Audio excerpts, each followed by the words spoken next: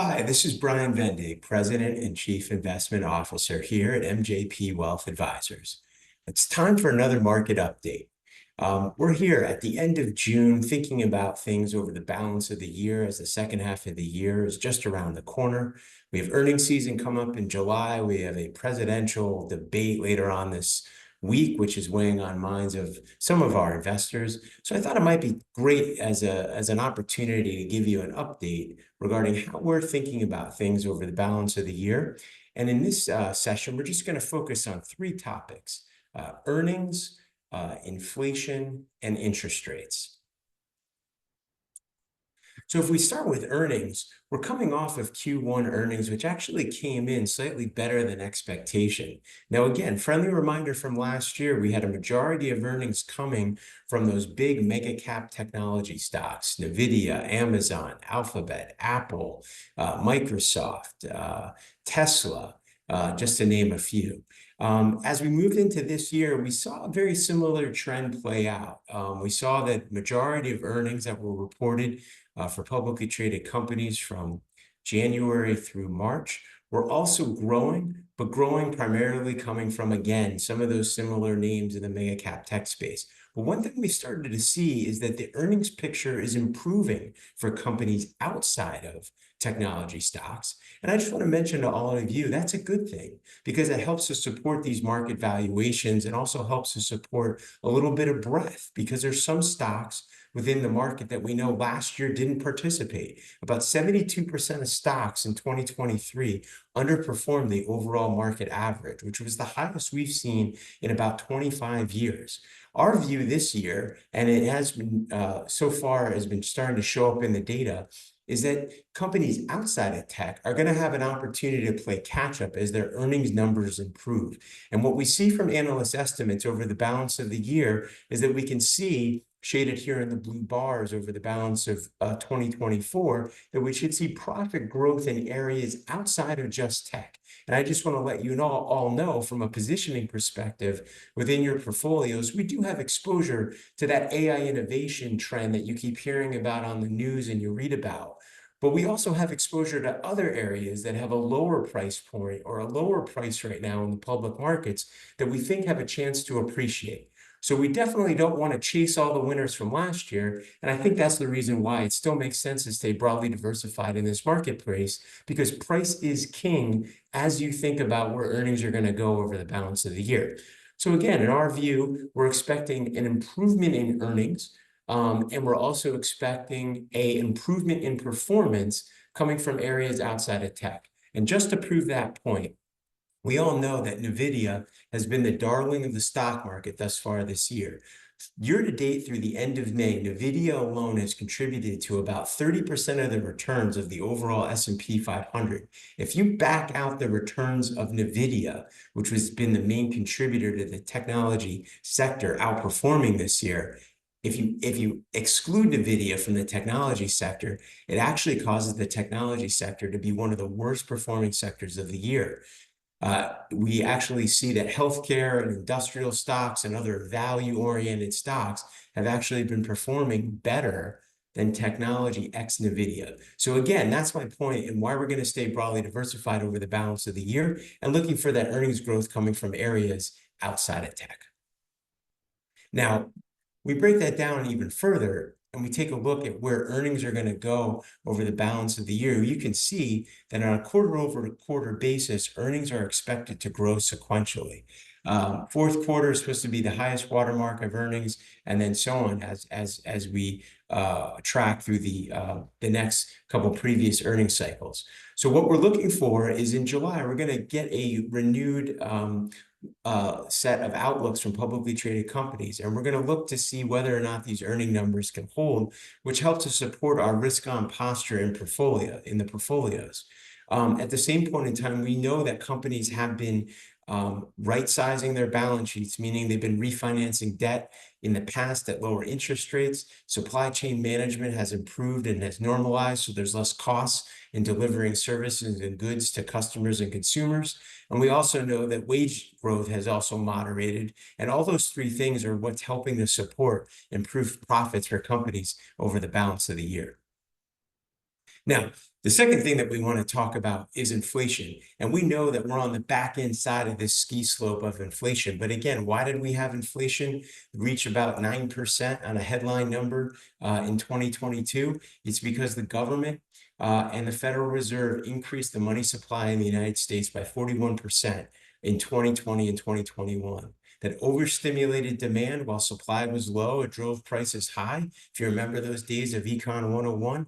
And then on the flip side, supply chains improved, inventory levels grew coming out of COVID, then prices went down. Now we're at this last phase of inflation where we're waiting for inflation numbers to come down due to the stickiness of some of the seasonal things that started off this year that seem to be burning out. And also that we know that housing and wages are big pieces of inflation that are taking a little bit more time to adjust. However, we think that over the balance of the year, inflation will come down. And that's primarily due to the fact that there's two factors that are impacting the inflation numbers. The first is it's how the government measures inflation. Some of the data that they're receiving comes in a slower fashion than what's actually happening in the real market. A good example of seeing that is looking at owner equivalent rent inflation, which the government is measuring in these dark blue lines, which are at a higher level than what we're actually seeing in the real market economy of real transactions going on with owners equivalent rent actually coming down. So there's lag factors that sometimes play out when you measure housing inflation and wage inflation. And also you have sometimes these seasonal adjustments that come off of price increases that sometimes happen towards the end of a prior year that flow through in the beginning of the following year, which is what we saw in the first 3 months. So we think that as the year goes on, inflation numbers will come down, primarily for one reason, due to some of these lag factors. But another reason is also because we're starting to see some moderation in the labor market. So we saw recently off of the May jobs report that the job openings in the United States have declined, and also the quit rate, meaning the percentage of people quitting jobs and leapfrogging to another job, have also gone down. Those are two good indicators that wage inflation is moderating, and actually that the labor market actually is slightly cooling, which again are good news signals from a Federal Reserve perspective that the lag factor of increasing interest rates 5.25% is starting to take hold and impact and slowing down the economy. It's just taking a little bit longer than expected due to various macroeconomic reasons.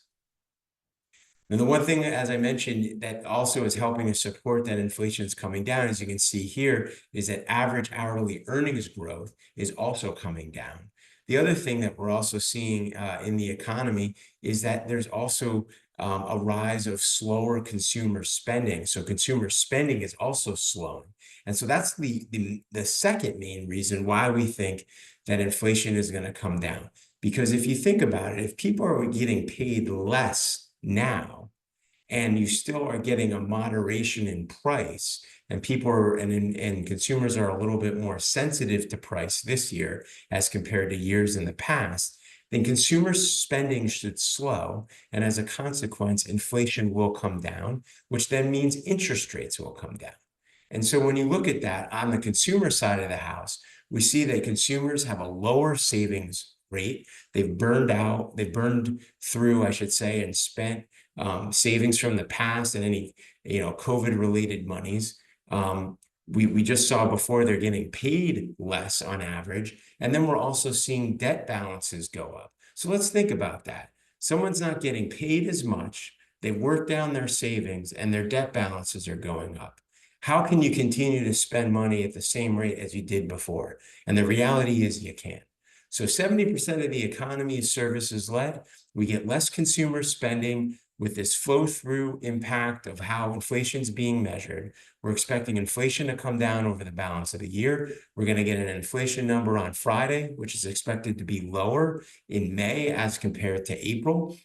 And if we start to see this type of trend play out over the summer, then I still think 1 or 2 rate cuts are in the card from the Fed. That's going to be a good news item for the economy. It's going to be supportive of the economy. It's going to be supportive of asset prices in the market.